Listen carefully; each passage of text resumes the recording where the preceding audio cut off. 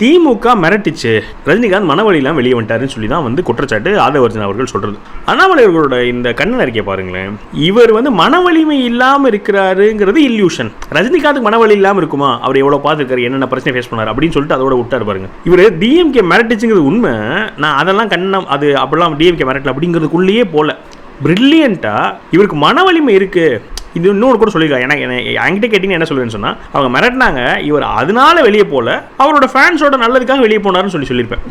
அப்போ அது கூட என்ன ஆகுதுன்னா, கொஞ்சம் அவர் பேக் அடித்ததை வந்து சொல்கிற மாதிரி வருது. அது கொஞ்சம் அவருக்கு ஒரு இமேஜ் கொஞ்சம் ட்ராப் ஆகுது. இந்த மாதிரிலாம் வருது இல்லையா? அப்போ இன்னொன்று என்ன ஆயிடுது, ஆதவர்ஜன் சொன்னது உண்மைன்னு ஆயிடுது. மிரட்டினாங்கன்னு ஆதவர்ஜன் சொன்னான்ல, அது உண்மைன்ற மாதிரி ஆயிடுது. அப்போ அந்த டிஎம்கே கம்ப்ளீட்டாக பிக்சரை தூக்கிட்டு, இவர் அரசியல் விலகினதையும் கம்ப்ளீட்டாக பிக்சரை தூக்கிட்டு, மன வலிமை இல்லைன்னு அவர் எப்படி சொல்லலாம்? அவர் மனவலி இருக்கிறாள் அப்படின்னு சொல்லிட்டு அதை ஃபுல்லாக பட்டியலிட்டு, நீ வந்து ஒரு நீயா கற்பனை பண்ணிட்டு இருக்கிற, இல்யூஷனில் இருக்கிற ஒரு மனபிராந்தி, அவரெல்லாம் மனவழிவில் செம்ம ஆள்னு சொல்லிட்டு ஒரு கண்ணன் அறிக்கை பிரில்லியண்ட்டாக இருக்குல்ல.